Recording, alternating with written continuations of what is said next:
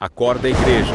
Alerta a igreja acerca do perigo de permanecer espiritualmente adormecidos diante do iminente retorno de Jesus Cristo e do propósito divino. Evangelho de Mateus. A mensagem principal do capítulo 26 do Evangelho de Mateus está alertando a igreja do quanto estava próxima a Páscoa, há apenas 2 dias, e que Jesus Cristo seria entregue para ser crucificado. Isso nos evidencia um dos marcos do início da salvação de toda a humanidade, conforme o versículo 28, que diz: porque isto é o meu sangue, o sangue do Novo Testamento, que é derramado por muitos para a remissão dos pecados. Esse é um dos momentos em que a benevolência de Deus fica clara, a morte de Jesus pelos nossos pecados e sua ressurreição, para que possamos viver eternamente sem pecado com o próprio Deus, porque fomos criados para vivermos eternamente. No entanto, podemos retirar outros ensinamentos desse texto, ao lermos os versículos 36 ao 41. Então chegou Jesus com eles a um lugar chamado Getsêmani, e disse a seus discípulos: assentai-vos aqui, enquanto vou além orar. E, levando consigo Pedro e os 2 filhos de Zebedeu, começou a entristecer-se e a angustiar-se muito. Então lhes disse: a minha alma está cheia de tristeza até a morte. Ficai aqui e velai comigo. E, indo um pouco mais para adiante, prostrou-se sobre o seu rosto, orando e dizendo: meu Pai, se é possível, passe de mim este cálice. Todavia, não seja como eu quero, mas como tu queres. E, voltando para os seus discípulos, achou-os adormecidos, e disse a Pedro: então nem uma hora pudeste velar comigo? Vigiai e orai, para que não entreis em tentação. Na verdade, o espírito está pronto, mas a carne é fraca. Um dos pontos mais importantes dessa passagem, aplicado aos nossos dias, é o entendimento de que somos a igreja, assim como os discípulos, mas também permanecemos dormindo.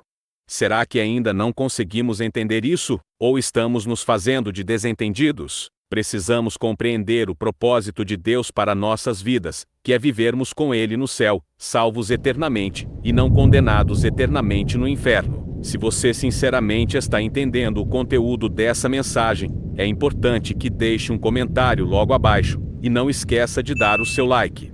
No livro de 1 Timóteo, capítulo 2, versículo 4, está escrito que Ele quer que todos os homens se salvem e venham ao conhecimento da verdade.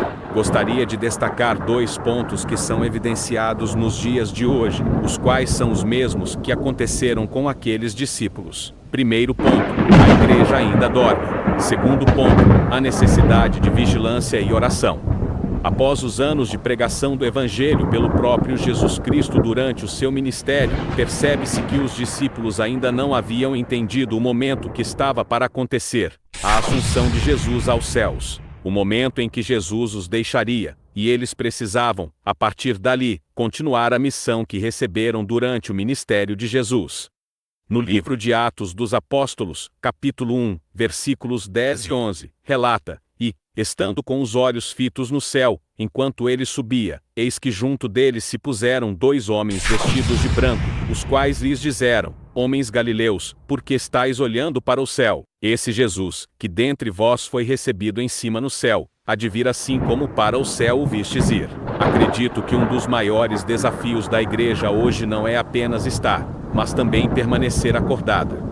Na realidade, estamos agindo ou nos comportando como se nada estivesse para acontecer. Estamos dando mais valor às coisas fúteis do que a promessa descrita na segunda parte do versículo 11, que diz: esse Jesus, que dentre vós foi recebido em cima no céu, há de vir assim como para o céu o vistes ir. Na verdade, as coisas banais estão roubando nosso passaporte para a salvação. Estamos alienados ao consumismo, a possuirmos os melhores carros, comprarmos as melhores residências nos mais deslumbrantes locais do planeta, esquecendo-nos de que nada disso levaremos para o túmulo. A primeira epístola de João, capítulo 2, versículos 15 e 16, diz: não ameis o mundo, nem o que no mundo há, porque tudo o que há no mundo, a concupiscência da carne, a concupiscência dos olhos e a soberba da vida, não é do Pai, mas do mundo. Essas coisas fúteis nos cegam espiritualmente e nos tornam zumbis, crentes com o espírito hibernado. No versículo 38, quando Jesus diz: a minha alma está cheia de tristeza até a morte. Ficai aqui e velai comigo. acredito ser o único texto na Bíblia onde Jesus pede que fiquem e velem com ele, pois a hora estava chegando. Mas eles não perceberam, assim como nós muitas vezes não estamos percebendo que o segundo advento de Jesus Cristo está à porta. Esse pedido de velar com ele tem inquietado nossos corações. Algo ferve dentro de nós, chamando-nos para perto, mas frequentemente deixamos de escutá-lo quando tudo aparentemente está bem. Somos especialistas em ignorar Deus nesses momentos, quando deveríamos estar mais próximos dele. O rei Asa, em tempos de paz, fez o que era bom aos olhos do Senhor, preparando-se e eliminando tudo o que desagradava a Deus. Isso também é se relacionar.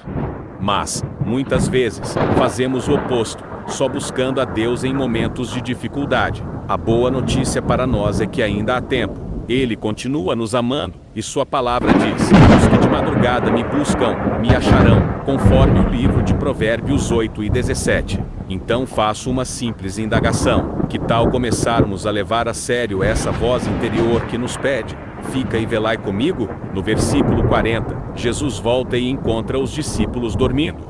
O plano de salvação estava em andamento, mas eles estavam adormecidos. Assim como a igreja de hoje. A parte B do versículo 11 do livro de Atos dos Apóstolos, capítulo 1, registra claramente o segundo advento de Jesus. Esse Jesus, que dentre vós foi recebido em cima no céu, há de vir assim como para o céu o vistes ir. O plano de Deus para a salvação de toda a humanidade ainda está em andamento. Não podemos estar dormindo.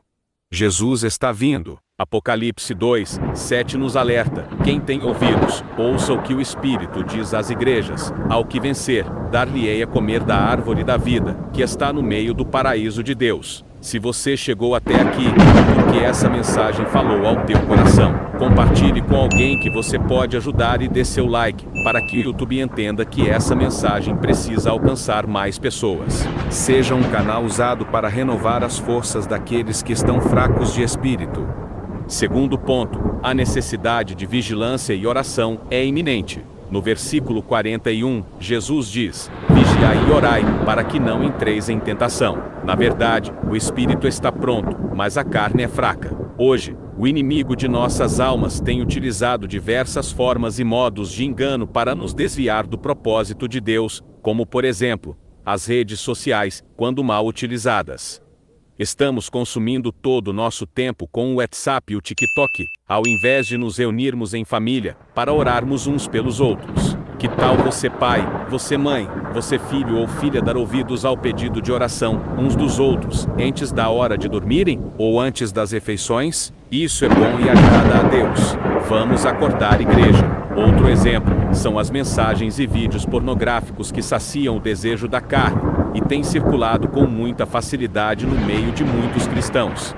É necessário vigiarmos. A necessidade de nos submetermos a Deus e resistirmos ao diabo fortalece nossa caminhada espiritual, com oração, vigilância e relacionamento com o Pai. Afinal, Jesus está vindo. Acorda, igreja. Assim como os discípulos enfrentaram desafios e foram chamados a despertar para o propósito eterno de Deus, também somos hoje convidados a abrir os olhos e caminhar segundo sua vontade.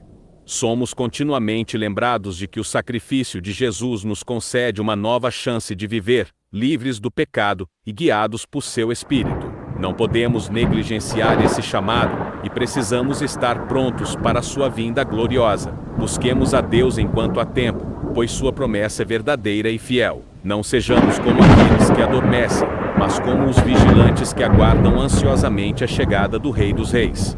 Bom, não tenho dúvidas que se chegamos juntos na conclusão dessa mensagem, é porque foi identificado em nós algo que necessita urgentemente ser revisto, porque a palavra de Deus é viva e eficaz, e mais penetrante do que espada alguma de dois gumes, e penetra até a divisão da alma e do espírito, e das juntas e medulas, e é apta para discernir os pensamentos e intenções do coração, conforme está escrito no livro de Hebreus, capítulo 4 e versículo 12.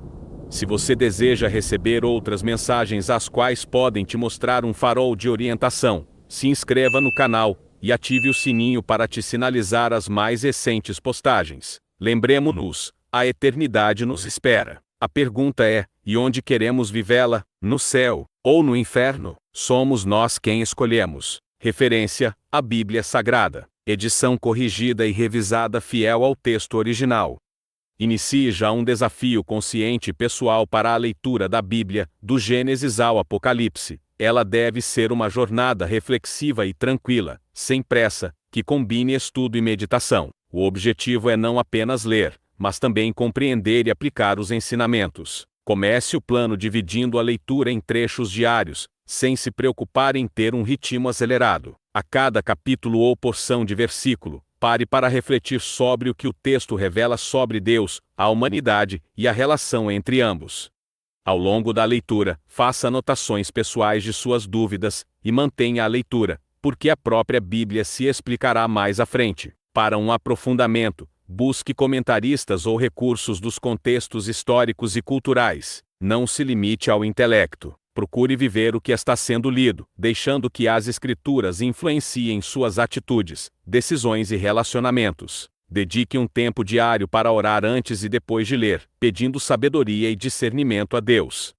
Não se frustre com eventuais dificuldades, pois o mais importante é a perseverança. À medida que avança, considere marcar momentos específicos de descanso para revisar o que leu até aquele ponto, facilitando o entendimento e a assimilação. Este plano pode durar meses ou até anos, pois a profundidade das Escrituras não deve ser apressada. Ao final, o propósito não é apenas concluir a leitura, mas deixar que a palavra de Deus transforme a vida e gere frutos duradouros. Para te ajudar, segue um modelo de plano de leitura.